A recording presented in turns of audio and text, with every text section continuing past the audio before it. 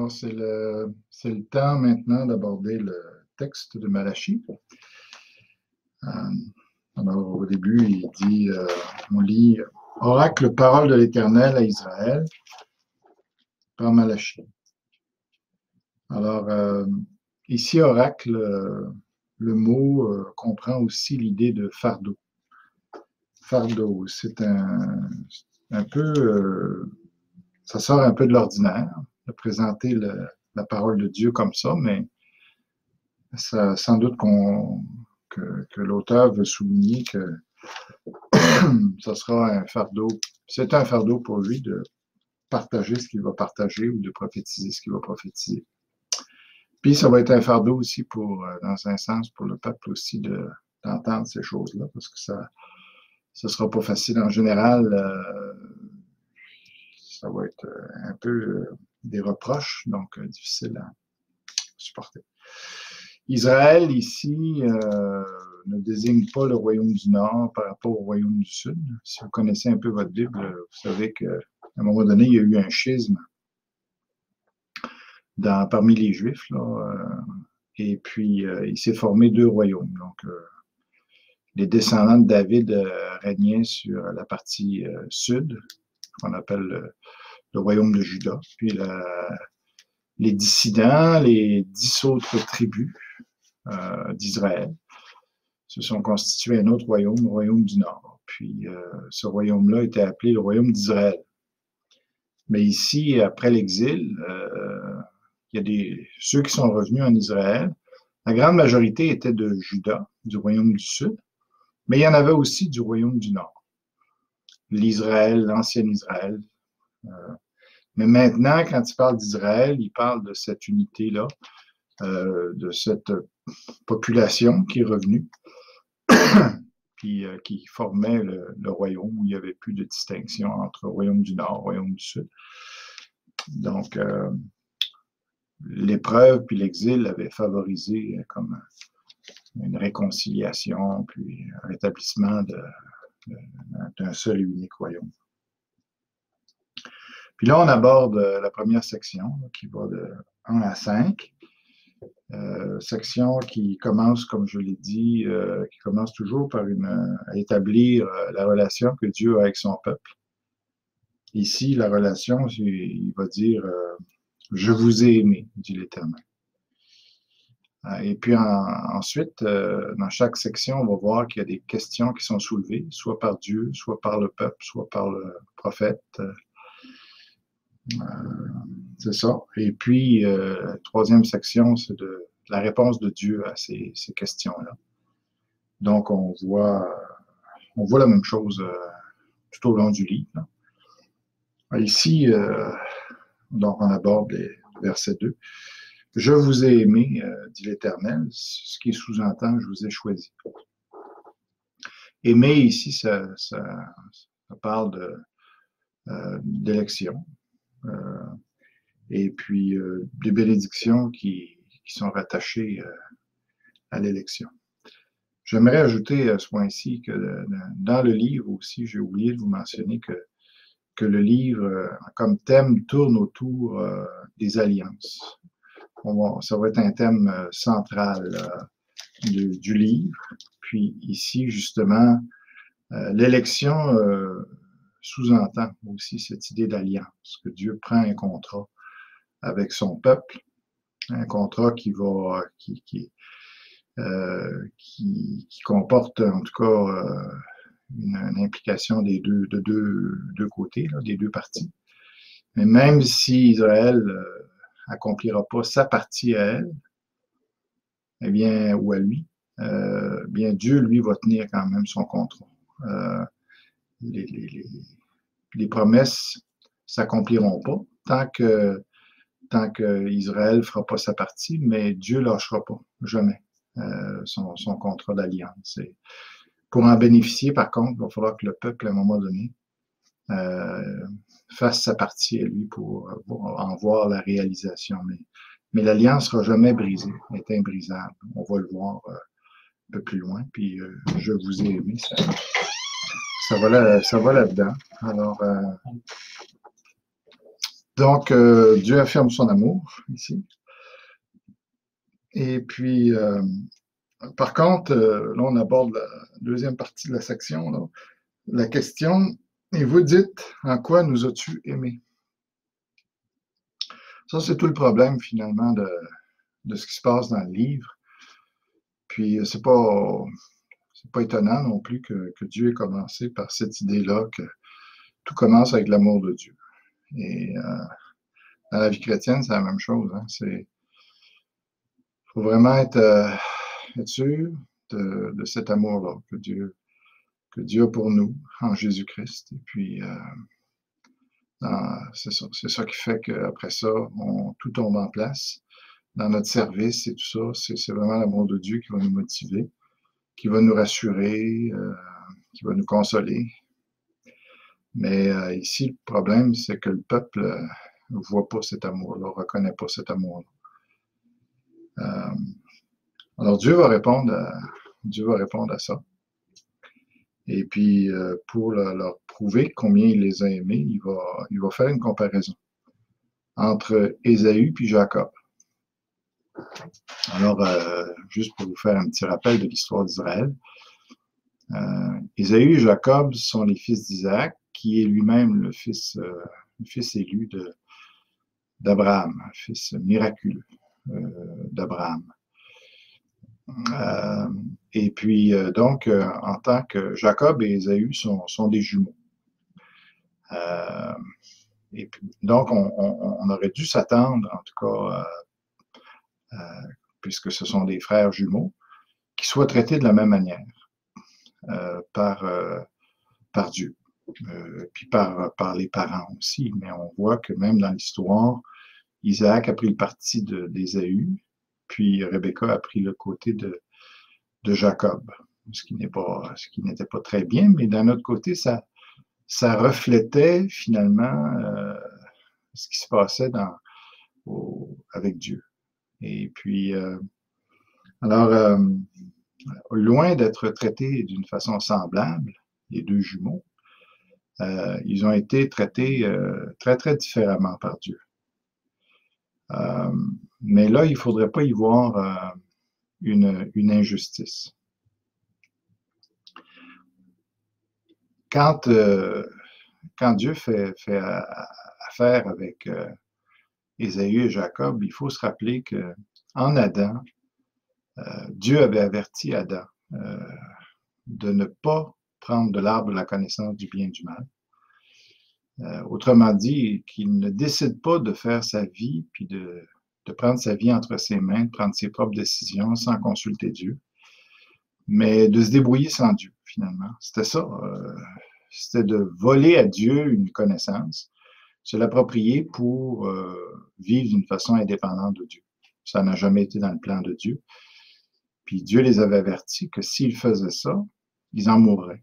Autrement dit, ils seraient séparés de Dieu, puis ils vivraient toutes les conséquences de cette séparation-là. Alors, Adam puis Ève ont pris la décision d'aller à l'encontre de ce que Dieu avait dit. Et ils en ont subi évidemment les conséquences, la mort, le dépérissement de leur corps, de leur esprit, de leur âme, tout y a passé. Alors les hommes tous les hommes qui descendent d'Adam, hein, on descend tous d'Adam, on est séparés de Dieu. Et c'est là notre problème. C'est ce qui fait qu'il y a tant de problèmes dans le monde, c'est que l'homme est séparé de Dieu, séparé de la puissance de vie dans la vie des hommes. Et puis, alors, à partir du moment où Adam a pris cette décision-là, Dieu n'est pas dans l'obligation de bénir qui que ce soit. Les hommes sont tombés sous le jugement de Dieu, tombés sous la colère de Dieu. Et puis, on est tous dans cet état-là par naissance. Il n'y a personne qui mérite d'être béni par Dieu, d'être reçu par Dieu, d'être sauvé, de participer à son royaume. On a pris cette décision-là dans notre ancêtre et puis on vit les conséquences de ça. Donc, normalement, ce qui aurait été la normale ici, c'est que Jacob soit traité comme Ésaü. Que loin de Dieu, abandonné, livré à lui-même, c'est ce que vous avez voulu, les hommes. Fait que Dieu respecte ça. Et avec tous les problèmes que ça engendre. Alors, ce qui est miraculeux dans ce texte-là, c'est pas qu'Ésaü a été, puis on va voir, là, qu'il a été délaissé par Dieu, qui a été écarté par Dieu. La version Sommer parle comme ça, écarté de Dieu au lieu de détesté ou haï, ça a été écarté. Jacob, lui, contrairement à ce qu'il aurait mérité, Dieu l'a choisi. Dieu a décidé, dans sa gratuité, de le choisir pour le bénir, même s'il ne le méritait pas. Et c'est là la différence. Ésaü, finalement, ce qu'il va avoir, c'est ce qu'il méritait. Dieu a respecté le choix de l'homme. Et puis, c'est ça. Alors, tandis que Jacob, lui, va avoir le privilège, par grâce, d'être épargné de cet éloignement-là, de ce manque de bénédiction-là, de l'influence du péché dans sa vie.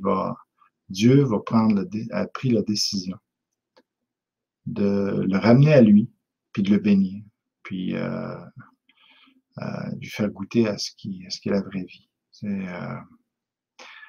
Fait que c'est ça. Alors, ici, ça dit, Ésaü n'est-il pas frère de Jacob, dit l'Éternel, cependant j'ai aimé Jacob.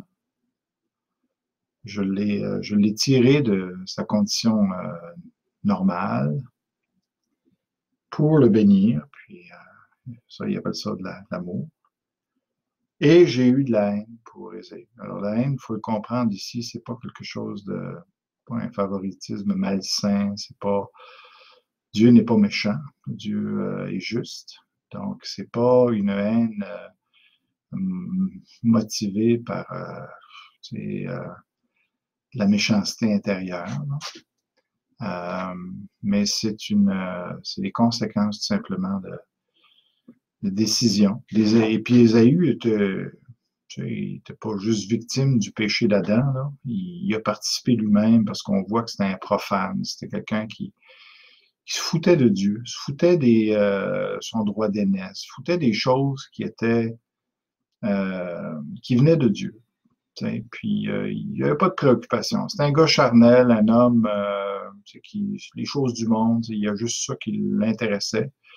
Donc lui-même s'est pénalisé, puis s'est placé dans une situation contraire à Dieu, si on peut dire comme ça. Et puis il dit, j'ai fait de ces montagnes une solitude, j'ai livré son héritage au chacal du désert. Ésaü, puis on voit que la haine, quand on parle de la haine ici, il faut bien comprendre de quoi il s'agit. Parce que Ésaü, quand on le regarde dans le livre de la Genèse, il a été, franchement, il avait une belle vie. Jacob, même, on peut dire, il a eu étant donné qu'il a dû sortir de son pays. On connaît son histoire. Puis, pendant un bon bout de temps, Ésaü était dans une meilleure position que Jacob même. Jacob a été exploité par Laban, son beau frère, là, puis, ou beau-père plutôt. Alors, non, c'est plutôt même, c'est pas son beau-père, excusez, c'est son oncle, puisque c'était le frère de sa mère. Alors, tandis qu'Ésaü, lui, dans la région où il est allé au sud de la mer Morte. À ce moment-là, le pays était verdoyant. C'était un beau pays. Un peu comme Sodome et Gomorrhe, c'est un peu la même région. Là. Et puis, avant que le jugement tombe sur Sodome et Gomorrhe, c'était un pays de délices, là, cette partie-là. Là, on se souvient que Lot, justement, est allé là. Et puis, donc, Séhir, ce qui est la région des montagnes au sud de la mer Morte, eh bien, c'était beau. Et on voit que Ésaü avait des grands troupeaux. Donc, il vivait richement. Il faisait pas pitié du tout, du tout, du tout. Alors, ça nous aide à voir que la haine de Dieu, dans ça, c'est un terme qui exprime qui est séparé de Dieu. Puis qu'à la longue, ça va faire une différence dans sa vie, mais c'est pas une haine viscérale de Dieu. C'est que, parce que Dieu aime les hommes, mais il ne traitera pas Ésaü comme il va traiter Jacob par grâce. C'est ça. Alors, c'est par la suite quand il dit j'ai haï Ésaü, puis j'ai aimé Jacob, il faut le voir non seulement sur les personnes, mais sur leurs descendants. Alors, ça veut dire que les descendants d'Ésaü, on va les appeler les Édomites, ou les Amalécites aussi entrent là-dedans. Et puis, donc, ils entrent dans cette haine ou cette séparation de la bénédiction de Dieu.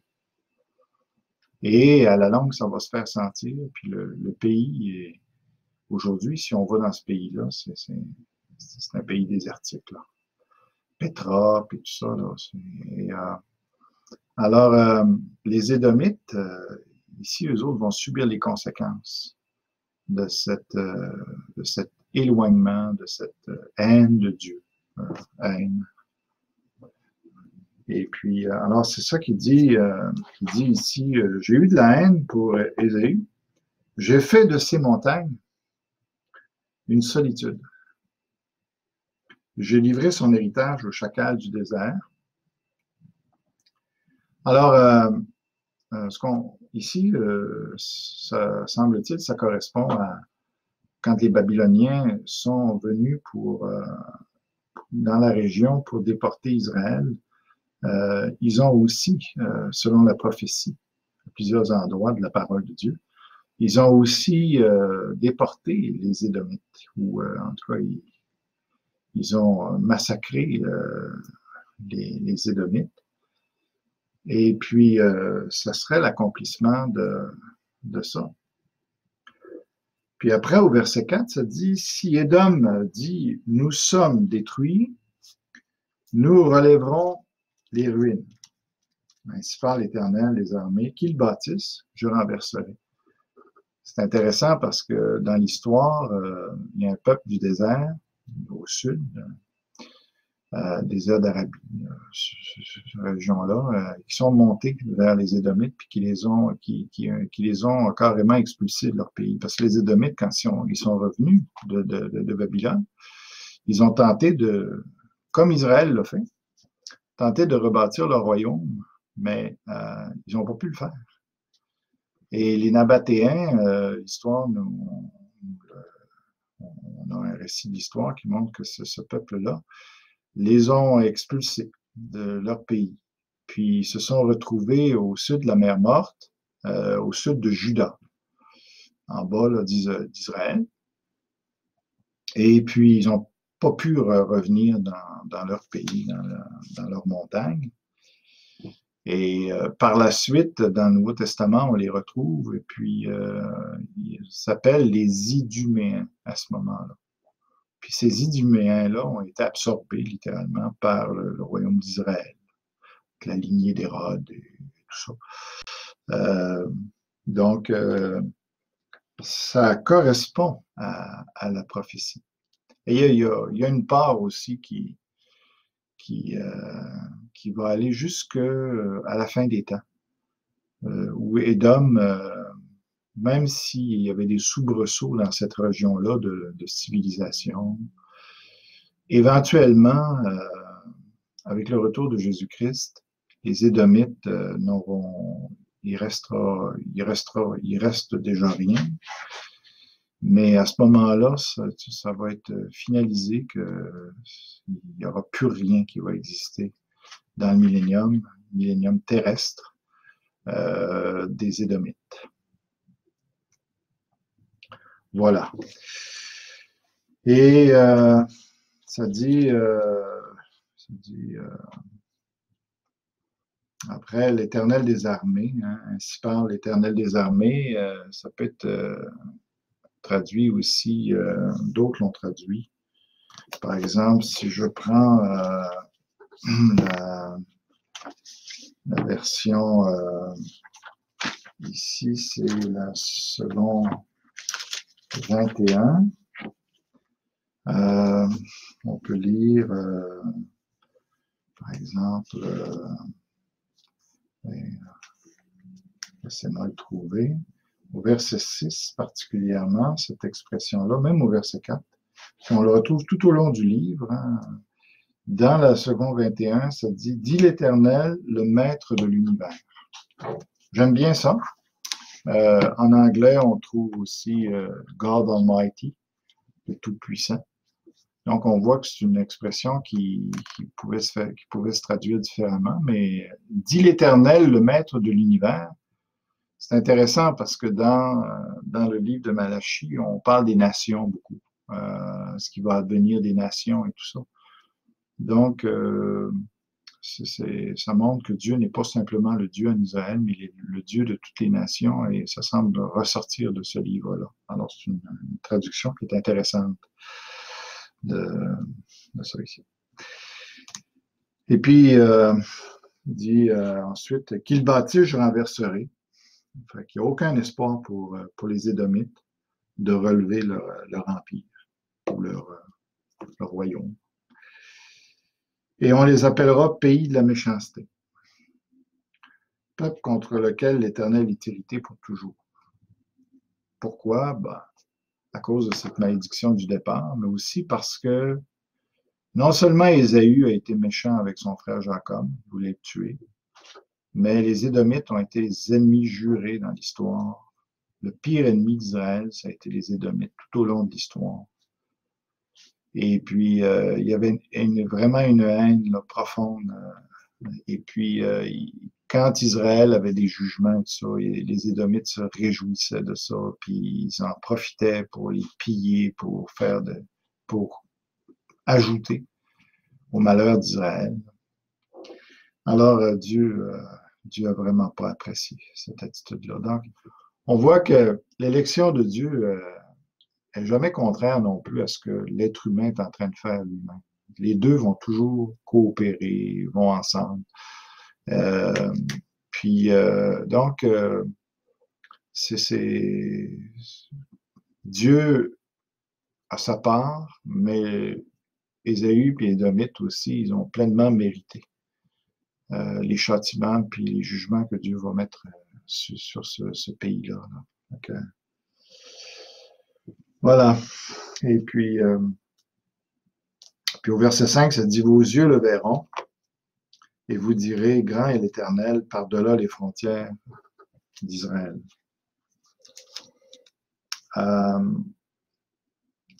Le problème avec les Juifs, c'est qu'ils n'ont pas su voir cette différence-là. Ils n'ont pas vu dans la comparaison, ils n'ont pas fait cette comparaison-là. C'est ce qui est arrivé avec les Édomites. C'est déjà arrivé là, au moment où Malachie en parle. Et s'ils avaient pu remarquer cette différence-là, ça leur aurait aidé à voir combien eux étaient bien. Puis ils auraient pu à ce moment-là constater l'amour de Dieu. Alors, qu'est-ce que ça nous dit à nous? Nous aussi, il faut remarquer ce que ça nous rapporte d'être enfant de Dieu, d'avoir accepté Jésus-Christ comme sauveur. Il y a une différence entre nous puis le monde, puis les gens qui nous entourent autour de nous. Si on parle au Québec, là, combien il y a de couples qui sont encore ensemble, ou en tout cas qui... Aujourd'hui, là, c'est le désordre total là, au Québec là, par rapport aux couples. Là, ça change de couple, comme ça change de chemise. Le mariage, la stabilité de l'union, c'est excessivement rare là, au Québec, tandis que si je prends même mon expérience personnelle, l'expérience de chrétiens qui marchent avec Dieu de tout leur cœur, ils vivent autre chose. Ils ont un mariage solide, puis ils ont des enfants qui vont bien, qui marchent avec Dieu. C'est le cas de mes enfants. Puis qui goûtent aussi à ce qu'ils ont vu chez leurs parents, puis qui continuent ça. Ils ont des beaux mariages, ils ont des beaux enfants, mais tout ça, là, c'est une bénédiction qui nous vient parce qu'on est sauvé, parce qu'on appartient à Dieu, puis parce qu'on marche avec lui. Les gens du monde au Québec, ils ont beaucoup de problèmes avec leurs enfants. La discipline, l'obéissance, le respect, c'est... Excusez, là. Je vais enlever une annonce qui... Excusez. Alors, c'est ça. Et ensuite de ça, il y a toute la question au travail aussi. Stabilité au travail, respect du patron. Si on est patron, la manière qu'on traite nos employés, c'est toute une différence entre un patron chrétien et un patron qui est du monde. Au niveau de l'honnêteté, au niveau de comment il traite ses employés. Pas de problème avec les autorités légales. Alors, tout ça, là, c'est le fruit de l'amour de Dieu, des lois qu'il nous a données. Puis si on obéit à ça, si on se divorce pas, si on ne fait pas d'excès, là, la parole de Dieu nous met en garde contre les excès aussi. Tout ça, finalement, et puis et bien d'autres choses qu'on pourrait mentionner, nous montre qu'on est gâté. Puis ça, on ne parle même pas de notre salut, on ne parle même pas de l'éternité, on ne parle pas de les guérisons, des choses qui sont vraiment hors de l'ordinaire. C'est ça. Fait que, est-ce qu'on apprécie ça? Parce que si on apprécie ça, si on voit la différence qu'il y a entre nous puis le monde, ça va nous aider à rester fidèles, ça va nous aider à apprécier puis à dire oui, Seigneur, je sais que tu m'aimes. Et puis, on n'aura pas ces doutes-là sur l'amour de Dieu. C'est important si on veut marcher avec Dieu, parce qu'autrement, ça devient pénible de marcher avec Dieu, c'est un fardeau, c'est lourd. Alors, c'est pas facile, des fois, la vie chrétienne, on le sait. Dans un monde qui ne marche pas avec Dieu. Mais quand on considère ces choses-là, ça nous permet de dire, ouais, mais ça vaut la peine. Alors, c'est ça ici qui manquait à Israël. Il ne faudrait pas que ça nous manque à nous. Voilà. Alors, j'ai terminé pour cette section-là. Je ne pense pas que j'ai tellement d'autres choses à vous dire là-dessus. Et puis, laissez-moi regarder. Non, ça va. Je pense que j'ai donné l'essentiel de cette section-là. Alors, que Dieu vous bénisse. Et puis, on se reverra, on continuera pour la suite avec les versets 6 et ensuite. Donc, au revoir. On aborde maintenant la deuxième section du livre de Malachie, au verset 6. Alors, il est écrit « Un fils honore son père et un serviteur son maître. » Donc, ça, c'est la relation que Dieu a avec nous, avec son peuple, particulièrement ici Israël, les Juifs. Alors, comme j'ai dit au début, chaque section, chaque section comprend premièrement un aspect où Dieu souligne la relation qu'il a avec son peuple. suivi de questions, peu importe de qui elles viennent, et puis la réponse de Dieu à ces questions-là. Voilà.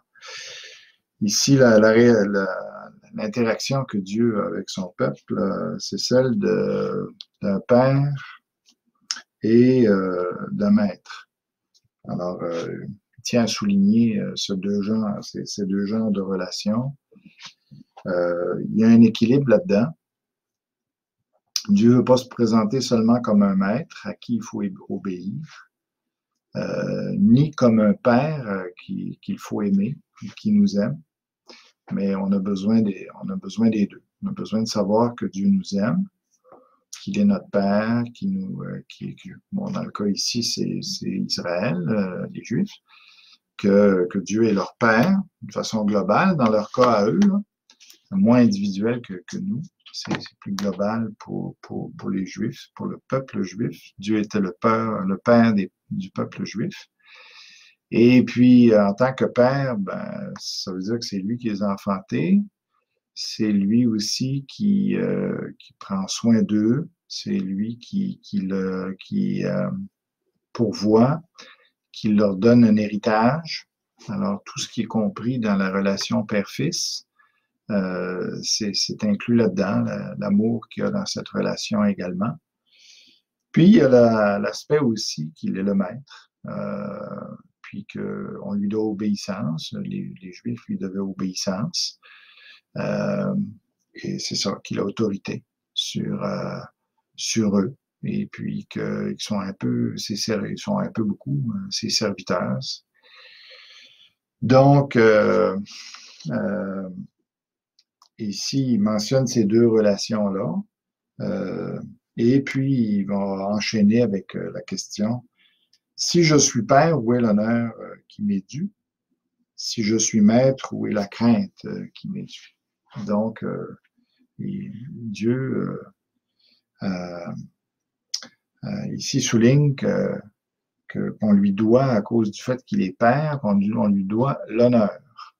C'est différent de la crainte. L'honneur, ça veut dire l'honneur suppose ici de l'élever, de le glorifier, d'en dire du bien, au lieu de le mépriser, parce que les autres allaient le mépriser. Puis c'est de le traiter selon sa dignité aussi. Alors, dans le cas qu'on va voir ici, c'est avec les offrandes, il faisait n'importe quoi avec ça.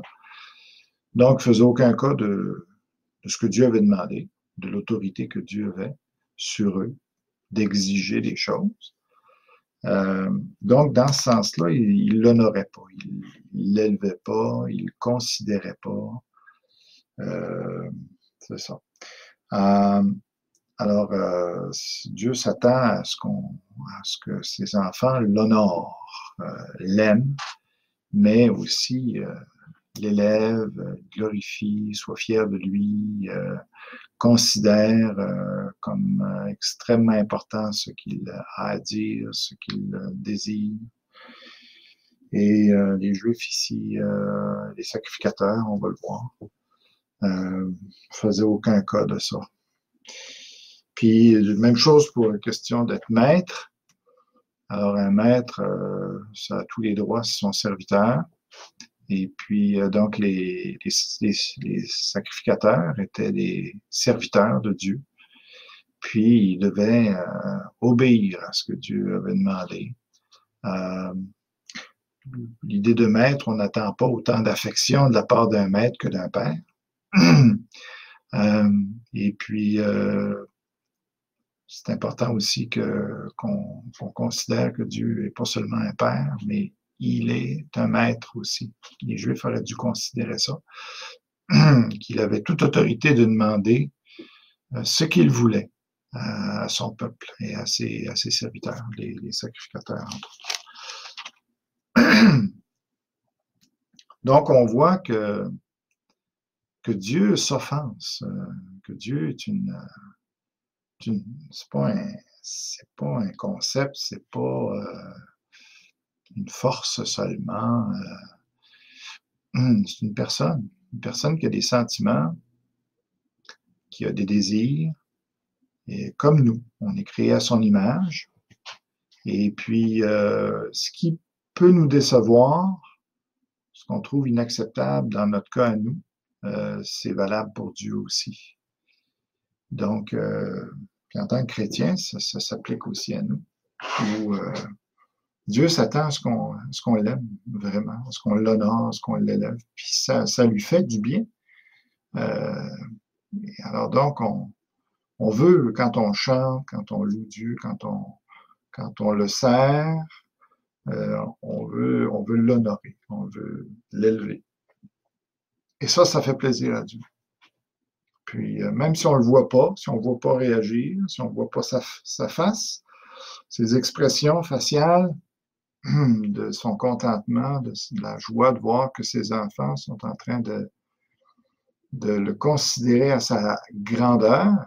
Hein, on se souviendra qu'il a terminé la première section en disant « Grand est l'Éternel ». Alors, si on ne fait pas ça, ben, ça le déçoit, ça l'attriste. Comme ça nous attristerait nous aussi. C'est ça. Alors, c'est bien de voir que Dieu est sensible. Puis on veut le ménager dans ce sens-là. On veut entretenir une bonne relation avec lui. On veut qu'il ait des bons sentiments à notre égard. Puis c'est ça. Dit l'Éternel désormais à vous, sacrificateurs. Là, il ne parle pas juste aux Juifs en général, au peuple en général, mais vraiment aux serviteurs, ceux qui sont en autorité spirituelle sur le peuple. Sacrificateur, c'est celui qui assure le lien entre Dieu et l'homme, celui qui assure que la relation est correcte, est bonne, et qu'il y a une bonne entente entre le peuple et Dieu, qui assure que ça va bien. Et c'est extrêmement important. Le rôle du sacrificateur est extrêmement important. C'est lui qui réconcilie, en fin de compte, Dieu avec l'homme, dans un sens. Alors, il a tout un rôle à jouer. Aujourd'hui, dans la société, c'est méprisé. Sacrificateur, pasteur, prêtre, tous ceux qui sont intermédiaires entre les hommes et Dieu, d'avoir une bonne relation avec Dieu. Aujourd'hui, les Québécois, en tout cas, n'en font pas trop de cas. Là. Fait que, mais ça ne change rien. Ça fait que Dieu est quand même fâché. Il n'est pas réconcilié avec les Québécois. Ça fait que peut-être que les hommes ne considèrent pas que c'est important, mais Dieu, lui, ça ne change rien pour lui. La réalité, c'est qu'il veut ces choses-là. Ça fait que, alors, qui méprisait mon nom. On va voir de quelle manière qu'il méprise ici. Puis là, il revient encore avec une question, hein, qui dit « En quoi avons-nous méprisé ton nom? » Encore, ce qui est déplorable ici, c'est que le peuple, les sacrificateurs, ne savent même pas, ils sont tellement loin de Dieu, ils sont tellement pas sensibles, qu'ils réalisent même pas qu'ils font mal. C'est pas juste qu'ils font mal, ils réalisent même pas qu'ils font mal, c'est encore pire. Donc, voilà, Dieu va exposer de quelle manière il se sent méprisé. Vous offrez sur mon autel des aliments impurs, du pain impur, souillé. Et vous dites, en quoi t'avons-nous profané? En quoi t'avons-nous considéré comme le monde, comme ce qu'on retrouve dans le monde? T'es pas saint, t'es pas à part, t'es pas, t'es pas meilleur que n'importe qui dans le monde. On n'a pas besoin de te traiter d'une manière à part, particulière. Et on n'a pas besoin de faire de cas de toi, là, que tu as une dignité supérieure. Vous offrez sur mon autel des aliments impurs. Alors, depuis le début de la Bible, il y a des animaux impurs, Puis il y a des offrandes impures, puis des offrandes qui sont pures. On voit ça déjà avec Noé dans l'arche. Donc, il y avait des animaux, autrement dit, qui n'étaient pas appropriés pour les sacrifices à Dieu. Il y en a d'autres qui l'étaient. Et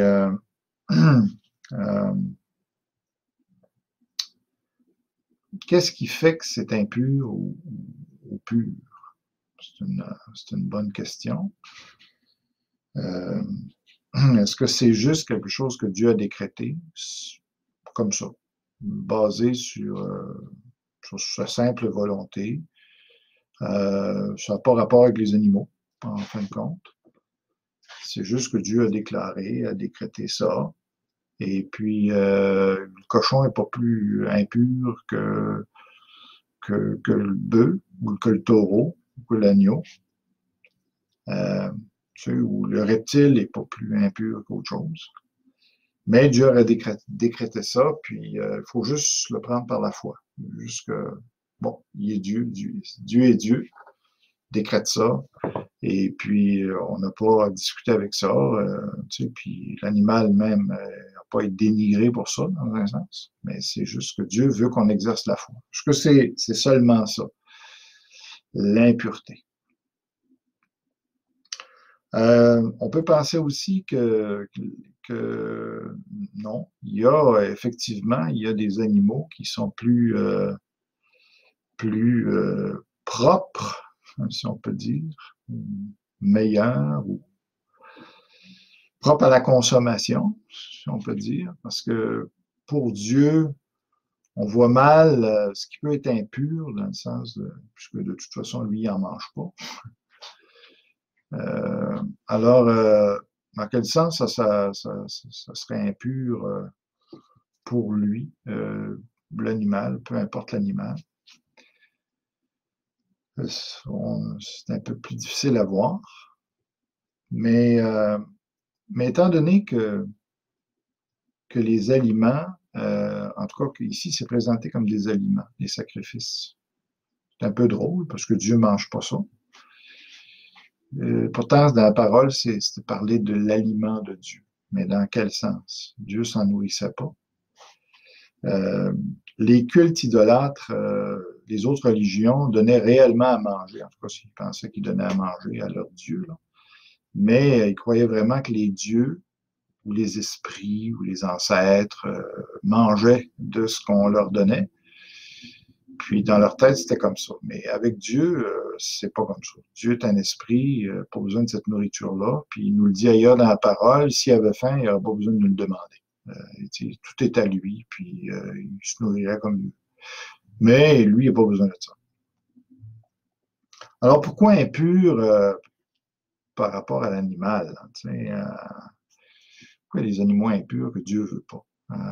Bien, il faut réaliser que ces animaux-là étaient consommés par les sacrificateurs, puis les Lévites.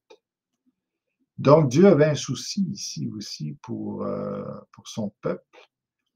Et ces aliments-là, ou cette table-là, on va voir tout à l'heure, il parle de la table de l'Éternel, c'est plus un souci, je pense, par rapport au peuple qui consommait cette nourriture-là, que Dieu voulait que, en tout cas, certains animaux soient consommés, puis d'autres ne le soient pas.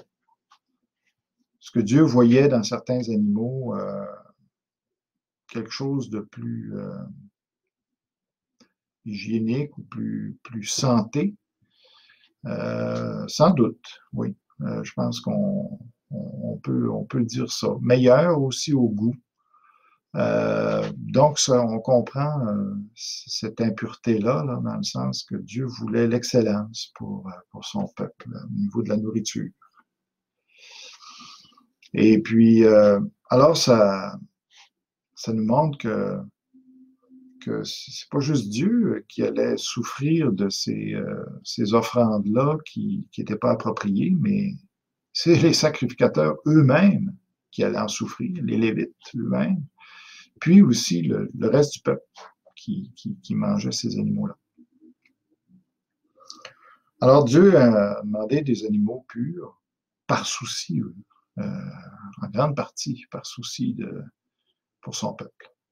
Ses serviteurs, puis ces sacrificateurs-là ne pensent même pas à eux dans un sens, ne pensent pas au peuple quand ils font ce qu'ils font. Mais alors, si tu donnes un verre d'eau au plus petit des miens, Jésus a dit, c'est à moi que tu le donnes. Alors, il y a cette belle intimité là, qu'on voit dans ça, qui est méprisée. Méprisée. Quand on méprise Dieu, on se méprise nous-mêmes. Est-ce qu'il y a autre chose dans cette idée de l'impureté? Parce que dans le Nouveau Testament, Dieu va montrer qu'il n'est plus question de considérer certains animaux impurs. Ça veut dire que dans le fond, manger un animal ou un autre, ça n'a pas d'importance. C'était pas ça le point, même dans l'Ancien Testament. Moi, je suis pas prêt à aller jusque-là. Et puis, au niveau de notre conscience, on n'a pas à se soucier de ce qu'on mange aujourd'hui en tant que chrétien. On n'a pas besoin de se sentir coupable parce qu'on mangerait, mettons, quelqu'un qui aurait envie de manger une chauve-souris, je ne sais pas. On n'a pas besoin de se sentir coupable. Puis c'est à ce niveau-là que Dieu a montré qu'il n'y avait pas de culpabilité devant lui avec la consommation. Mais ça ne veut pas dire qu'il n'y a pas une sagesse à avoir au niveau nutritif, puis que ça reste valable. Mais Dieu n'en tient pas compte. Ce sera à nous peut-être d'user justement des prescriptions dans l'Ancien Testament pour faire quand même attention à ce qu'on consomme, puis savoir qu'il y a des choses qui sont plus nocives ou en tout cas moins bonnes, je ne sais pas comment le dire. Alors, c'est ça.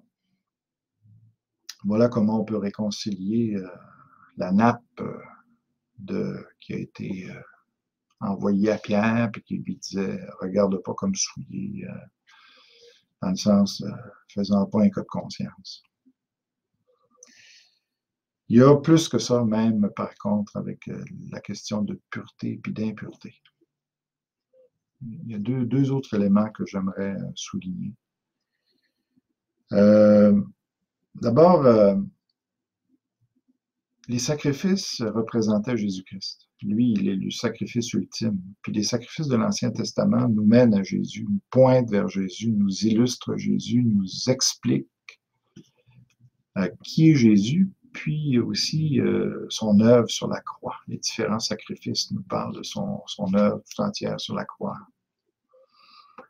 Alors, Dieu a jugé.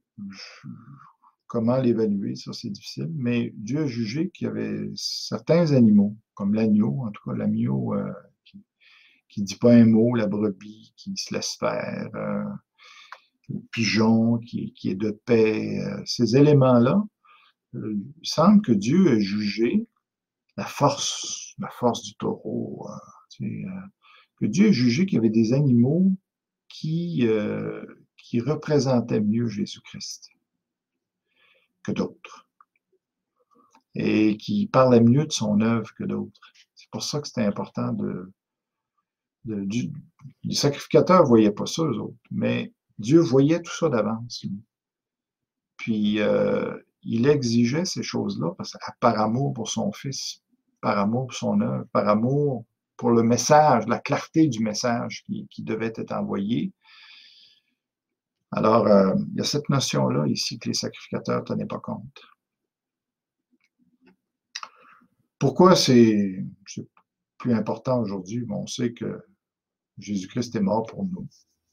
Donc, la réalité est arrivée. Les symboles n'ont plus besoin d'être là. On a Christ avec toute sa personnalité. On a besoin des animaux pour représenter ça. Donc, c'est plus important. Puis, il y a l'aspect aussi, pourquoi le changement, c'est que aujourd'hui le Saint-Esprit est en nous, ce qui n'était pas le cas dans l'Ancien Testament. la nouvelle naissance, le nouveau cœur, cœur de chair au lieu du cœur de pierre. Alors, cette nouveauté-là, c'est la nouvelle naissance, ayant pris place, on peut, nous, avoir une distinction du monde à l'intérieur. Tandis que dans l'Ancien Testament, c'est plutôt une distinction qu'on voit extérieure. C'est important tout ça pour démontrer que le peuple de Dieu, c'est pas comme le monde. C'est pas comme les païens. Circoncision, tout ça, tout l'ensemble. Sabbat, tout ça, et va là-dedans. Choses extérieures, tape à l'œil, tu sais, l'habillement, tout ça. Ces choses-là, la nourriture, tout allait là. C'était extérieur. Comment ils pouvaient voir à ce moment-là qu'il y avait une distinction entre le peuple de Dieu et les autres peuples? C'est par l'extérieur. Mais nous, avec le Saint-Esprit, c'est à l'intérieur qu'il y a ce changement-là maintenant. C'est de l'intérieur qu'on va démontrer par notre amour, notre patience, notre douceur, notre joie, notre espérance, notre foi, tout ça. C'est comme ça principalement qu'on va démontrer qu'on est différent des gens du monde.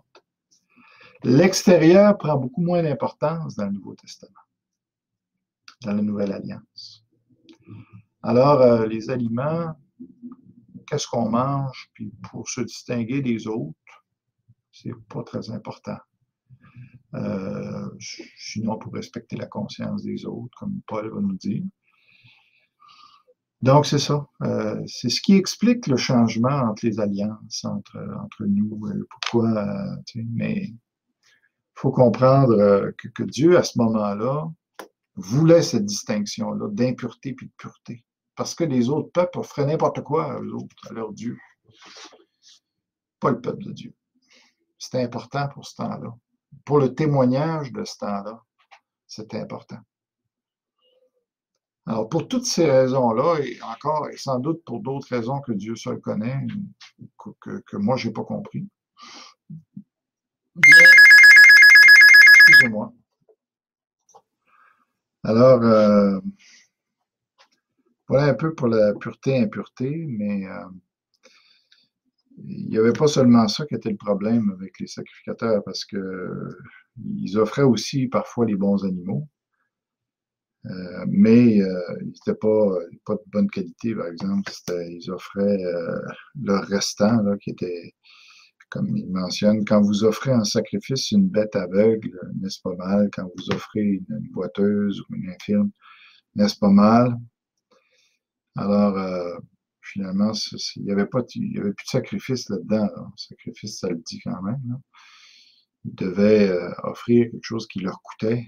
C'est comme David qui dit, moi, je n'offrirai pas des choses qui me coûtent rien à Dieu. Là. Il faut que ça coûte pour que c'est une valeur.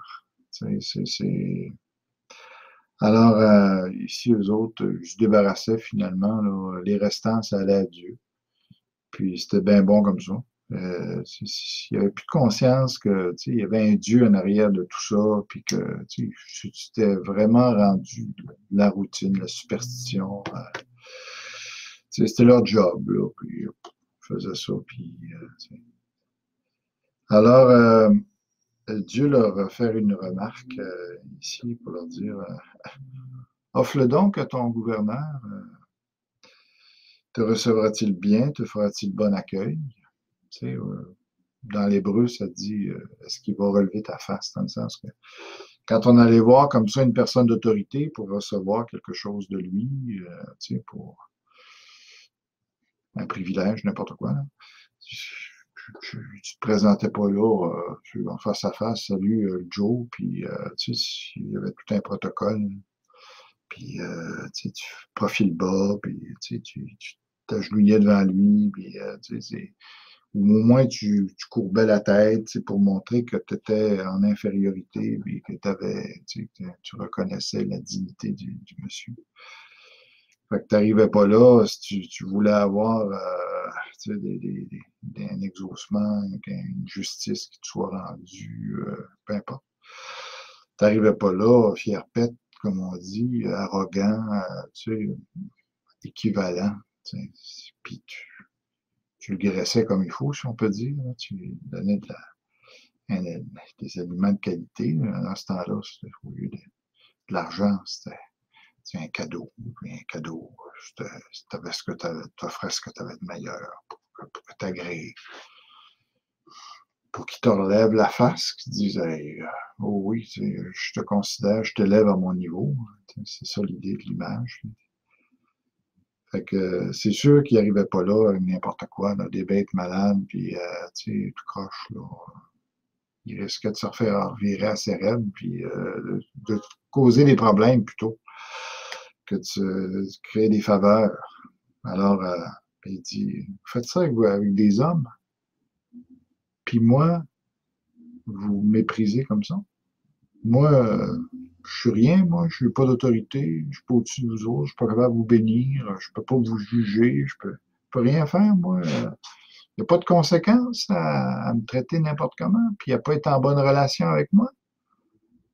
Je n'ai pas de pouvoir sur vous autres, moi, votre créateur, puis votre Dieu. Alors, ça n'avait pas de bon sens. S'il y a bien quelqu'un qui aurait dû considérer, puis soigner la relation, puis s'assurer qu'il est en bon terme avec toi, c'est bien Dieu, c'est pas le gouverneur. Mais on est fou aussi dans notre affaire. On préfère s'assurer la connivence des hommes plutôt que d'avoir Dieu sur notre bord. En tout cas, eux autres, les sacrificateurs, étaient dans le champ à peu près. Il faut faire attention, nous autres, que ce ne soit pas la même chose, parce que maintenant, c'est nous les sacrificateurs. Qu'est-ce qu'on offre à Dieu? Est-ce qu'on offre au niveau de notre service, nos dîmes, notre temps de prière, le temps qu'on donne à l'Église, les services qu'on rend aux frères et sœurs. Tout ça, là, l'évangélisation qu'on fait, les efforts qu'on fait pour faire avancer est-ce que ça nous coûte? Ou à partir du moment où je suis un petit peu souffrant, où ça dérange un petit peu mon horaire, où ça me coûte un peu trop d'argent, on va offrir à Dieu le minimum. Le screening dans le fond des poches. Alors, les miettes, Jésus a dit, on ne donne pas la viande, le repas, la nourriture, on ne donne pas ça aux chiens. On donne ça aux animaux. On donne ça aux enfants. C'est seulement les miettes qui vont, pas les miettes qui vont à Dieu, certains. Là. Si le bon repas, la nourriture bonne va aux enfants, ce qui est de meilleur va à Dieu. Là. Les miettes, peut-être c'est les miettes qui devraient rester à nous. Les sacrifices, qu'est-ce qu'on offre à Dieu dans nos églises? C'est un bon sujet de réflexion. En tout cas, je me l'applique à moi. Là. Qu'est-ce que j'offre à Dieu? Est-ce que j'offre le meilleur de mon intelligence, le meilleur de mon temps, le meilleur de mes efforts, service? Ou bien ce que je calcule? Tu sais, il ne faut pas que ça coûte trop.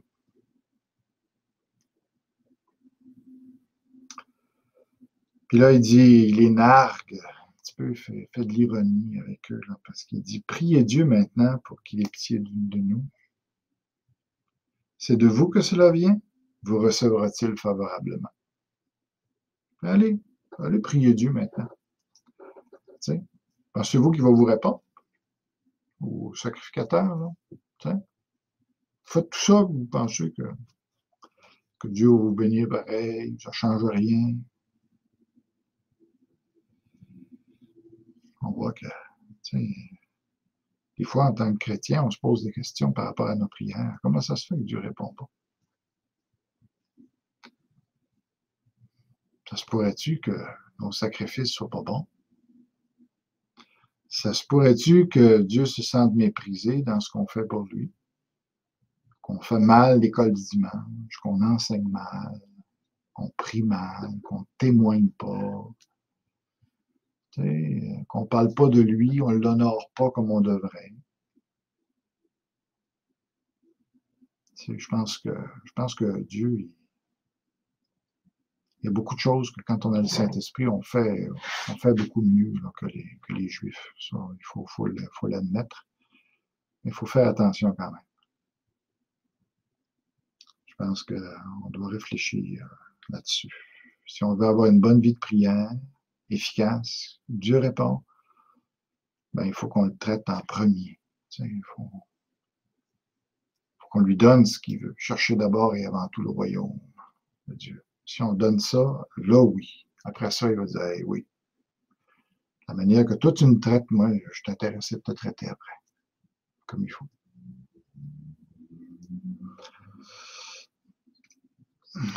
Lequel de vous fermera les portes pour que vous n'allumiez pas en vain le feu sur mon autel?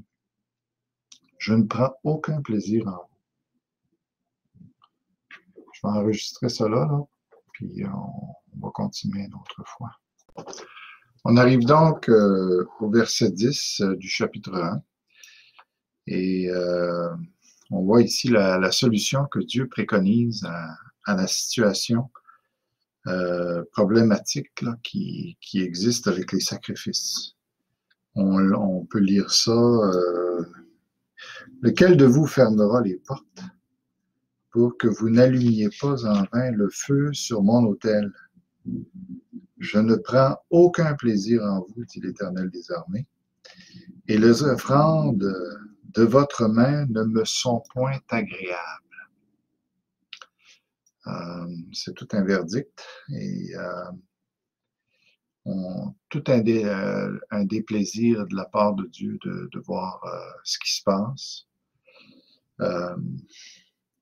Il est vraiment offensé de la conduite des sacrificateurs qui le traitent n'importe comment. Puis Dieu dit, il y a personne qui a eu à cœur mon honneur là-dedans, puis qui a été tellement scandalisé par ce qui se passe que ça aurait été préférable de fermer les portes carrément, qu'on ferme le temple, qu'on empêche les sacrifices, tant qu'à avoir une mascarade comme ça. Ça aurait été mieux de rien avoir du tout. On peut faire le parallèle avec l'Église, avec les Églises. On voit ça dans l'Apocalypse d'ailleurs, où Dieu menace d'enlever le chandelier avec une Église, par exemple, où il n'y a plus d'amour. Alors, est-ce que c'est préférable de fermer parfois une église quand le culte est rendu ou l'attitude des chrétiens est rendue tellement mauvaise que c'est préférable de fermer. Mais pourquoi on pourrait se dire c'est pas mieux, même si c'est pas l'idéal ce qui se passe au niveau des sacrifices. Est-ce que ça serait quand même pas mieux que Dieu au moins se contente de ça, plutôt que de tout arrêter? Pourquoi Dieu trouve préférable de tout arrêter dans cette situation-là? Alors, en tout cas, de continuer comme ça allait là, d'abord, ça n'a aucune valeur spirituelle. Et puis, Dieu veut pas qu'on fasse les choses à moitié non plus. Mais tant qu'il pouvait continuer à offrir les sacrifices, il se donnait bonne conscience. Fait que, bon, on sert Dieu, ça va bien notre affaire, puis à ce moment-là, qu'est-ce qui arrive? Ben, ça va toujours être comme ça. Puis ce qui va arriver, c'est qu'à la longue, les gens vont devenir de plus en plus désintéressés de ça. Puis ça va finir par se fermer de lui-même aussi, parce que quand tu n'as pas de réponse à la prière, quand il ne se passe rien, quand Dieu n'agit plus, à un moment donné, tu perds des membres, tu perds des gens, puis ça finit par être qu'en réalité, tu as fermé l'Église, tu en viens au même point. Alors, pourquoi c'est préférable, justement, de la fermer plus vite que plus tard? bien, ça permet de réaliser. En tout cas, ceux qui moindrement ont encore un peu de désir spirituel, qui sont un peu encore à l'écoute de leur conscience, puis que l'importance de Dieu, l'importance de servir Dieu, d'adorer Dieu. En fermant le temple, là, ça donne un choc. C'est un électrochoc, même, on peut dire. Où, wow, là, tu réalises que c'était vraiment pas bien ce que tu faisais, là. Puis, donc, c'est plus salvateur, si on peut dire, ou c'est plus propice, en fermant, parfois. Ça doit être Dieu qui dirige aussi. Ici, en tout cas, Dieu dit, ça aurait été mieux que vous fermiez. Parce qu'il y en a qui se seraient réveillés à cause de ça, puis qui auraient dit, ça n'a pas de bon sens, fermez le temple. Pensez-y. Et puis là, c'est certain que ça aurait créé une commotion, un peu comme Jésus, hein, qui a vidé le temple, tourné les tables, sortez-moi ça d'ici. Lui, il avait l'attitude de Dieu. Donc, c'est ça que Jésus a fait, finalement. Il aurait fermé le temple. Lui, sortez-moi ça. En tout cas, son action était aussi radicale que celle de fermer le temple. Puis là, les sacrificateurs sont arrivés auprès de Jésus. Qu'est-ce que tu fais là? Par quelle autorité tu fais ces choses? Puis là, ça amène une discussion, ça amène une prise de conscience. Puis, tu peux parler à ce moment-là aussi. Hein, alors, parfois, c'est bon là, qu'on soit allumé comme ça par quelqu'un qui fait quelque chose qui est hors de l'ordinaire, puis qui fait que, hey, on ne peut plus continuer comme ça. Faut qu'il y ait des choses qui changent. Il faut que ce soit radical, dramatique même, pour que la prise de conscience puisse se faire. Fait que c'est ça que Dieu a jugé ici. L'état moral, l'état du culte était si mauvais que la seule façon de sauver la face, sauver les sacrifices, le culte, c'était de tout fermer finalement, pour mieux réouvrir ou pour ouvrir correctement par la suite. Donc des fois, Dieu permet dans nos vies d'Église des trucs radicaux comme ça, pour que ceux qui ont encore un peu de vie en eux réagissent puis se disent non, il faut vraiment qu'on fasse amende honorable, qu'on se repente, puis qu'on fasse les choses autrement. On ne souhaite pas en arriver là, hein, tant qu'il y a des gens qui sont à l'écoute, qui sont sensibles à la parole de Dieu, on n'a pas besoin d'arriver là. Et puis, c'est pour ça que vous qui écoutez cet enseignement-là, c'est important de se revirer de bord, puis que nous-mêmes, on se dise quel est l'état de mes sacrifices, mon service pour Dieu, tout ça. Je suis à peu près certain que même si au Québec, il y a beaucoup de correctifs à faire pour avoir une église en santé, je pense. Il faut quand même peut-être pas penser qu'on est rendu à ce point-là.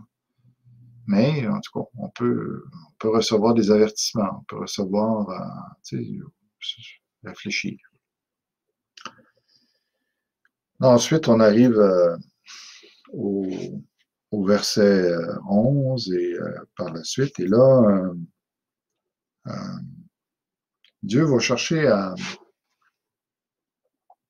sensibiliser son peuple par une autre comparaison qui est celle avec les nations. Il dit, car depuis le lever du soleil jusqu'à son couchant, donc la terre entière, mon nom est grand parmi les nations, et en tout lieu on brûle de l'encens en l'honneur de mon nom. Et l'on présente des offrandes pures, car grand est mon nom parmi les nations, dit l'Éternel des armées. Alors vous constatez que l'action ici est mise au présent. Mon nom est grand.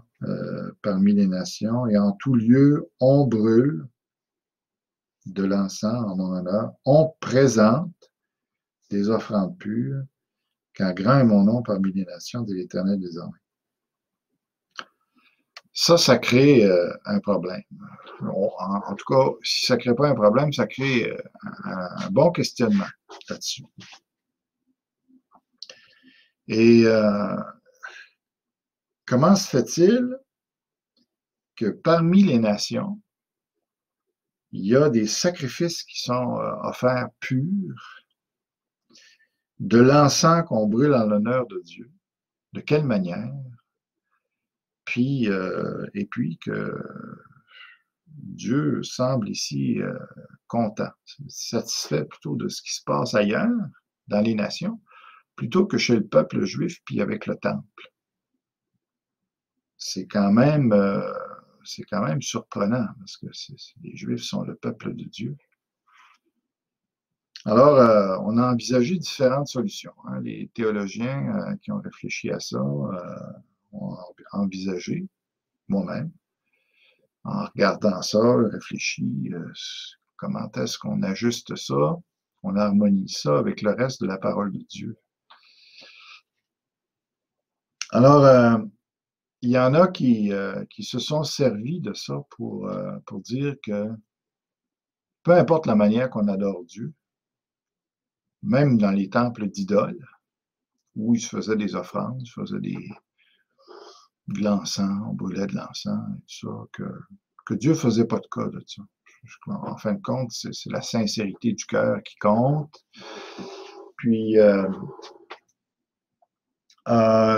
tout ça est accepté. Puis, même, ça peut être même, si la sincérité est plus grande chez les nations, ben, ça vaut mieux que les sacrifices qui sont offerts dans le temple par des gens qui sont pas sincères, qui sont même désintéressés. Est-ce que c'est acceptable comme pensée? Ben, sûrement pas. Parce que tout le reste de l'Ancien Testament, tout le reste de la Bible condamne l'idolâtrie fortement. Fuyez les idoles, même Jean va nous dire. Et combien de jugements ont été prononcés par Dieu sur l'idolâtrie. Et puis, donc, c'est complètement inacceptable de penser que Dieu puisse apprécier, puis l'interpréter comme un culte envers lui-même, quand ailleurs, il va même dire que c'est un culte aux démons. En Corinthiens, on voit ça. Puis. Alors, c'est certainement pas une solution valable. Pourtant,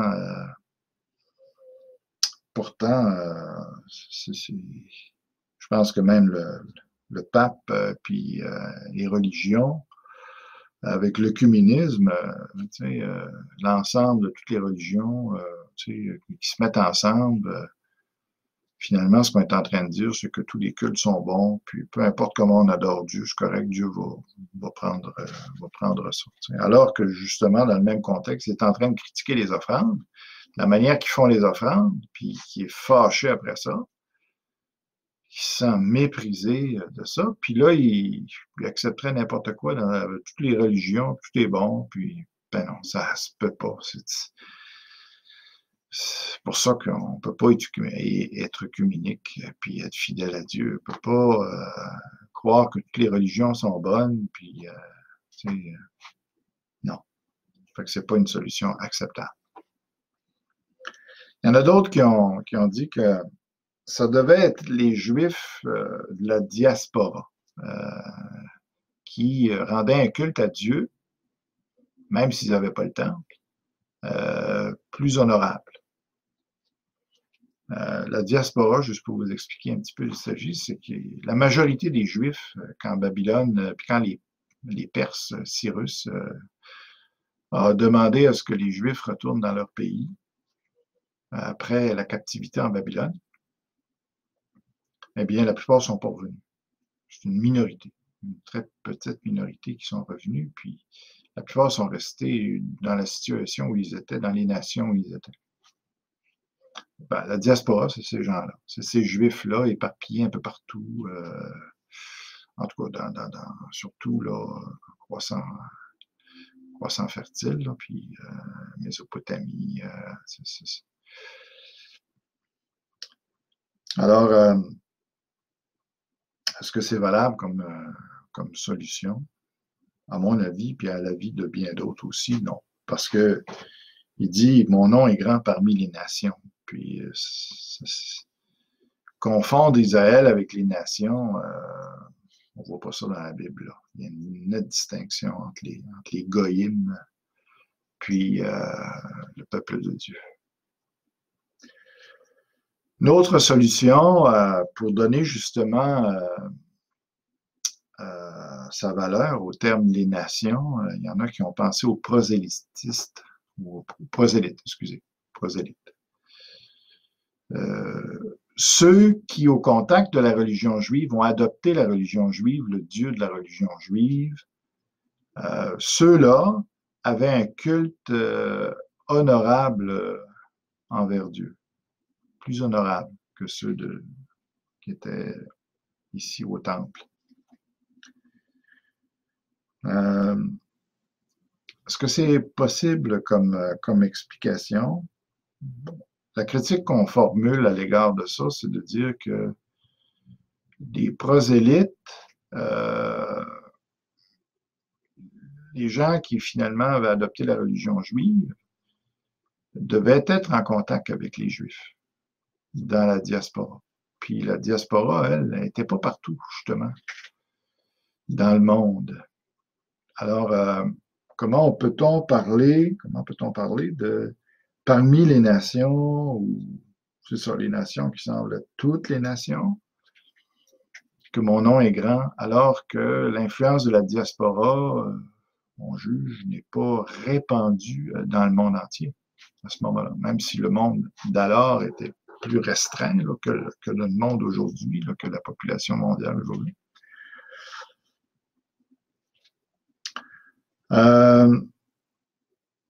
Je vais revenir un petit peu là-dessus un petit peu plus tard. J'aimerais juste, en attendant, peut-être dire que peut-être ici, Dieu n'est pas en train de dire qu'il approuve ou qu'il apprécie les offrandes des païens, mais ce qu'il veut dire, c'est que au moins les païens, les autres nations, dans leur culte, eh bien, il y a des gens où le nom de Dieu est davantage respecté, en tout cas, qui est vu comme grand.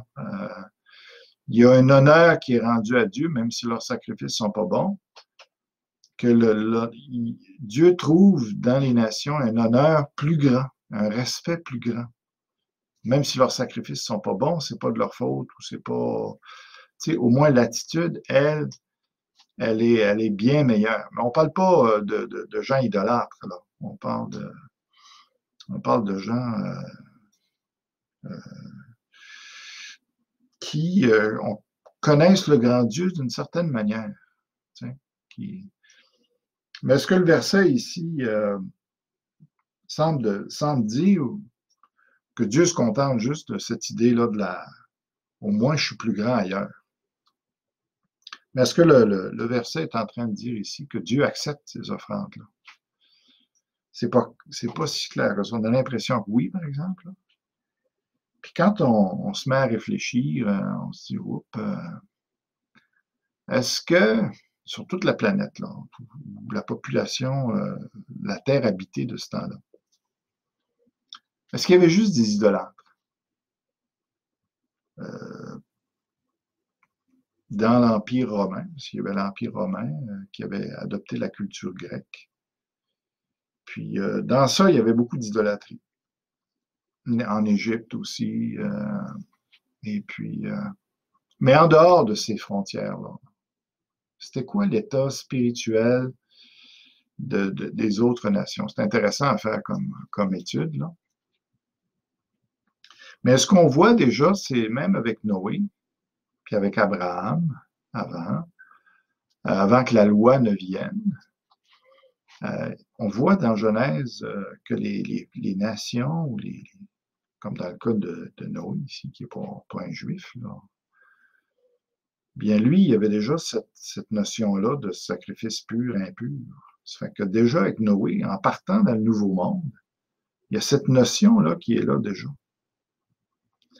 Alors, pensez que cette notion-là a pu continuer à se propager, même si la nation juive a été créée par la suite, service au temple et tout ça, puis qu'eux se sont appropriés le culte d'une façon que Dieu leur a donnée. Mais qu'en est-il de l'extérieur? Est-ce qu'on peut penser que dans le reste du monde, il y avait des gens qui connaissaient le vrai Dieu, qui connaissaient le Dieu créateur? Peut-être, sûrement pas le Dieu comme les Juifs le connaissaient exactement, mais avec les notions qu'on retrouve justement à partir du début de la Genèse. C'est pensable. Il me semble que c'est pensable de croire aussi qu'il y avait des gens comme ça qui adoraient dans leur ignorance, mais qui devaient adorer le vrai Dieu, en tout cas, mais sans pratiquer l'idolâtrie, ou en tout cas, d'une façon défectueuse. Puis on retrouve ça un petit peu dans Romains avec la conscience. Hein, souvenez-vous, là, dans Romains 2, où Paul traite justement que les païens le servent mieux que les Juifs avec une meilleure conscience. Que les Juifs se glorifient de leur circoncision, puis tout ça, mais ils ne pratiquent pas la loi pantoute. Tandis que les païens qui sont sans la loi pratiquent la loi, mais ils pratiquent la loi dans leur conscience. Donc, on voit que c'est pas si noir que ça quand même en dehors des frontières d'Israël. Et je pense encore à cet eunuque-là, qui, c'est ce ministre de Candace dans les Actes, qui, lui, était en contact avec, probablement, on ne sait pas exactement, mais il y avait une grosse communauté à Alexandrie, puis tout ça, de Juifs, puis tout ça, tu sais, puis on sait que les Juifs avaient connu un passage là, hein. Donc, le ministre de Candace vient à Jérusalem, lui, pour adorer. Et il n'y a pas de loi, il n'y a pas de livre, tu sais, qu'est-ce qu'il connaissait exactement, comment il avait connu le culte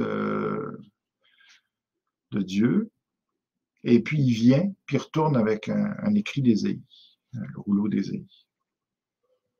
Alors, des gens comme ça qui soit par contact avec les Juifs, ou soit dans leur conscience naturelle, est-ce qu'on peut penser justement qu'il y avait des gens comme ça, qui adoraient Dieu à leur manière, puis qui même offraient des sacrifices qui correspondaient à ce que Dieu acceptait au niveau des animaux, puis qui étaient tellement à la recherche de Dieu, je pense aussi à Corneille qui faisait des offrandes, tu sais, qui avait un cœur pur, ou un cœur tu sais, qui craignait Dieu. Lui, c'est sans doute à cause de l'influence des Juifs. Mais en tout cas, tout ça, c'est un bon sujet de réflexion. Est-ce que cela les sauvait? Est-ce que ça amenait la bénédiction sur leur vie? Moi, je suis assez ouvert à ça. En tout cas, qu'il y avait... que Dieu était à l'écoute aussi de ces gens-là. Et puis, qu'est-ce qui arrivait avec ces gens-là, avec leur salut, après la mort? En tout cas, on pourrait réfléchir longtemps, mais si on garde le présent dans ce texte-là, peut-être que ce que je suis en train de vous parler, de vous décrire comme situation, c'est une explication de pourquoi dit mon nom est grand parmi les nations. Puis que cette sincérité-là que Dieu voyait, Évidemment, quelque part, ça devrait les conduire à la religion juive ou à adorer Dieu d'une manière plus conforme à la loi. Et puis, c'est ça. Mais la plupart des commentateurs que j'ai pu lire, eux prennent la position que l'hébreu ici n'est pas assez précis, que l'hébreu, c'est pas comme l'anglais ou comme le français. Les temps de verbe, c'est pas très important. Ça cherche pas à décrire vraiment les temps de verbe, mais que c'est plutôt la sorte d'action qui est décrit. Donc, je prends par exemple la version Sommer, qui est un bel exemple de ça.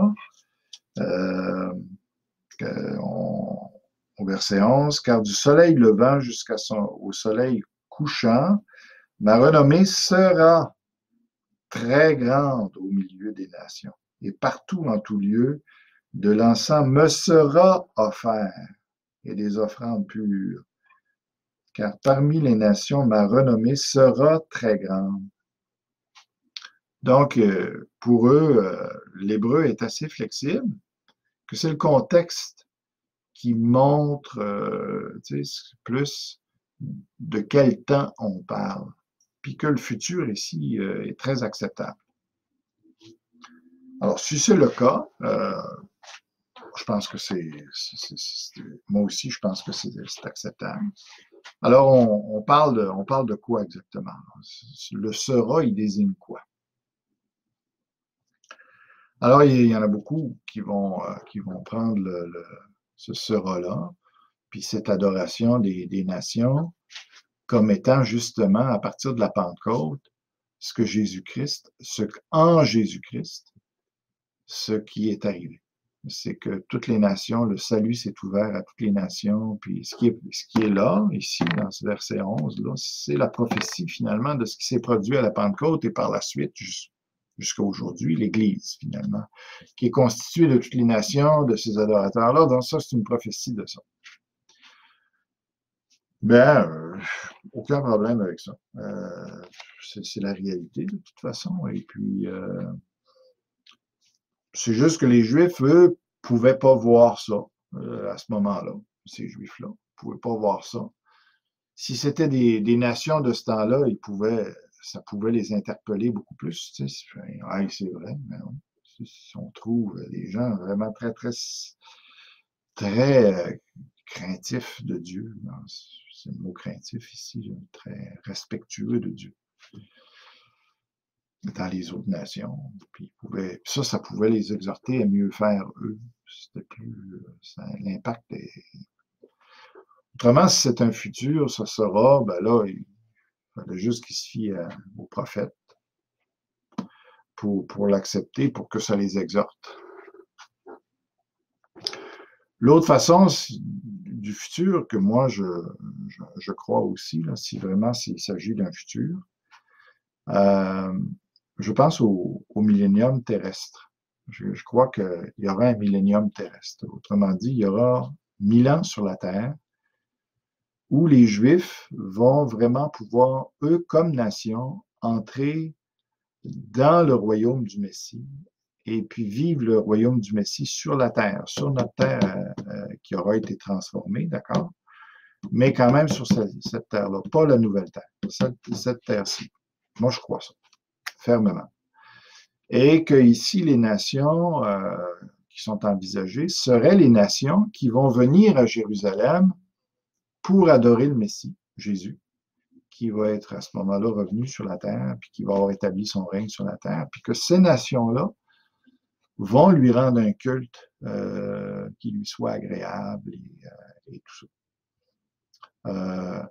Si ce n'est pas ce passage-là qui en parle, il y en a bien d'autres passages. Il y a bien d'autres passages qui en parlent dans l'Ancien Testament et qui rend cette interprétation-là tout à fait acceptable, même ici. C'est ça.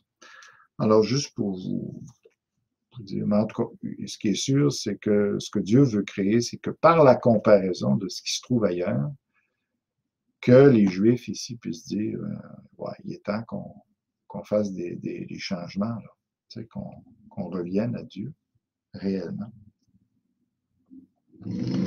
Alors, puis ça, comme exhortation, on peut se dire nous-mêmes, c'est pas parce qu'on est le peuple de Dieu qu'on peut se laisser aller. Puis que, tu sais, bon, maintenant, notre avenir est sécure et tout ça, puis on peut faire ce qu'on veut. Tu sais. Je pense pas que ce soit une bonne idée. C'est plutôt, la bonne idée, ce serait de dire, parce qu'on est le peuple de Dieu, on devrait faire mieux aussi. On devrait avoir une fierté par rapport à ça, un honneur de dire, hey, on porte un grand nom, nous autres, là. Jacques parle de ça, justement, de ceux qui traitent le nom de chrétien comme n'importe quoi, tu sais, puis c'est dans Jacques, vous allez pouvoir lire ça. Alors, de porter le nom de Dieu, c'est tout un honneur. Alors, ça doit nous exhorter. On va continuer. Mais vous le profanez. Donc, il revient au sacrificateur. Vous le traitez comme quelqu'un comment je peux dire, qui est pas sain, qui est pas différent finalement de ce qu'on trouve, la corruption qu'on trouve dans ce monde. Vous le traitez comme vous traiteriez n'importe quelle autre chose de ce monde. Tu sais. Alors qu'il est à part complètement de ça. Tu sais, qu'il est vraiment Dieu, c'est autre chose carrément que ce qu'on trouve du péché dans notre monde. Là. Il est saint par rapport à ce qui est profane, à ce qui est de ce monde, qui est corrompu. Dieu est complètement autre chose que ça. C'est ça que les sacrifices devaient aussi refléter. C'est que Dieu, attention, il est autre chose. C'est un autre monde complètement. Parce qu'on ne connaît pas ce monde-là, puis Dieu nous dit, mes sacrifices, je veux vous montrer que je suis à part. Alors, il dit, si vous me traitez comme profane, en disant, la table de l'Éternel est souillée. Que les sacrifices, quand ils venaient pour, la table, c'est l'autel, je pense, moi. L'autel qui n'était pas une table pour Dieu, mais qui était une table pour les sacrificateurs parce qu'ils allaient manger de cette nourriture-là. Alors, un autel, c'était une table à manger dans leur cas. Il dit, la table éternelle est souillée. Eux-mêmes, ils regardaient les sacrifices. Ils disaient, as-tu vu ce qui est offert? Pour Dieu, c'est bon, mais pas pour nous. Et ce qu'elle rapporte est un aliment méprisable. Fait qu'eux-mêmes, ça leur levait le cœur. Ce qui était offert, là, les sacrifices étaient tellement en mauvais état, les animaux étaient tellement en mauvais état, ils devaient être malades, n'importe quoi. Tu sais, on ne va pas manger ça. Tu sais, mais pour Dieu, c'était bon. Pas pour eux. Fait qu'on voit à quel état c'était plus important que Dieu. Tu sais. Vous dites, quelle fatigue, et vous le dédaignez. Tout ce travail, là, préparer ça, ces sacrifices-là, découper ça, placer ça, brûler ça, mettre le bois, blablabla. Quelle fatigue. Tu sais, faire tout ça, bon, finalement, on n'en mangera même pas. Tu sais, alors, travailler pour rien, dit l'Éternel. Et cependant, vous emmenez ce qui est dérobé, boiteux ou infirme. Vous continuez pareil à les offrir, pareil. Et ce sont les offrandes que vous faites. C'est pas bon pour vous, mais c'est bon pour moi. Puis-je les agréer de vos mains? T'sais, si j'accepte ça, d'accepter ces offrandes-là, ça serait de me considérer comme moins que vous, être humain. moins difficile que vous, moins digne. Fait qu'on voit que ça n'a pas de bon sens.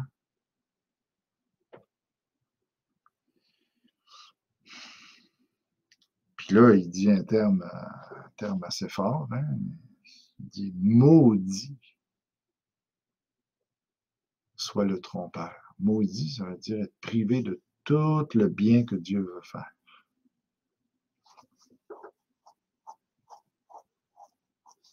Maudit soit le trompeur qui a dans son troupeau un mâle, autrement dit, une belle bête, là, qui est appropriée pour les sacrifices de Dieu. Et qui voue, autrement dit, qui offre en retour de vœux. On fait des vœux. Si tu me donnes ça, je vais t'offrir ça. C'est un peu ça ici. Là. Qui voue et sacrifie au Seigneur une bête chétive. Qui va mourir probablement d'elle-même. Là. Puis qui est tellement maigre, puis qu'il n'y a pas grand viande là-dessus. Là. Alors, ils prennent les bonnes bêtes pour eux, puis ils donnent les restants pour Dieu. Puis là, Dieu dit, hein, il dit, vous êtes maudits, vous êtes des trompeurs. Vous êtes, je peux pas accepter ça. Puis je vais vous retirer mes bénédictions. C'est clair. Car je suis un grand roi, dit l'Éternel des armées. Si nous, on ne reconnaît pas la valeur de Dieu, si on ne reconnaît pas la grandeur de Dieu, Dieu, lui, il la connaît, sa grandeur. Il nous a créé, il a créé l'univers, il a créé les univers. L'immensité de l'univers nous prouve l'immensité de Dieu. Tu sais, je suis un grand roi. Il n'y a pas aucun sujet à cette époque-là qui aurait osé se présenter devant le roi des Perses, des Mèdes et des Perses. Avec n'importe comment, il serait mort. Il n'aurait même pas rentré, de toute façon, il n'aurait même pas été accepté dans la présence du roi. Il faut... Puis là, ici, c'est le créateur de l'univers qui siège sur le trône éternel. Puis ces gens-là se permettent de rentrer comme ça dans la présence de Dieu. Alors, Dieu n'est pas complexé, lui. C'est pas parce qu'on ne reconnaît pas sa valeur que lui, ça l'affecte. Lui, il reconnaît sa valeur en lui-même, puis il ne fera jamais aucun compromis là-dessus. Alors, il dit, car je suis un grand roi, dit l'Éternel des armées, et mon nom est redoutable parmi les nations.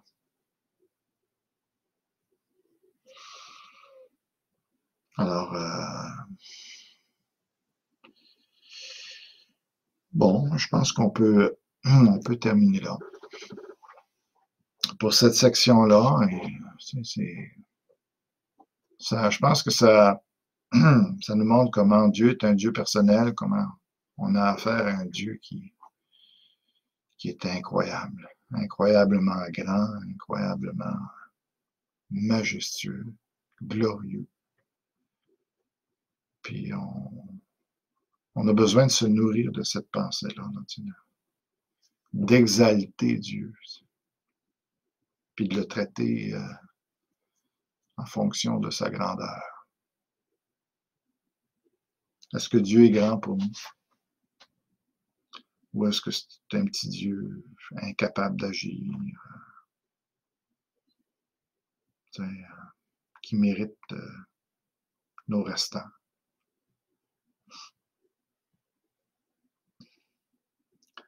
C'est solennel. Solennel, ces versets-là. Moi, ça me fait du bien. Ça me fait du bien de considérer ça, de réfléchir sur ça. Ça m'aide à élever Dieu. J'espère que ça vous aide aussi. Que Dieu vous bénisse abondamment.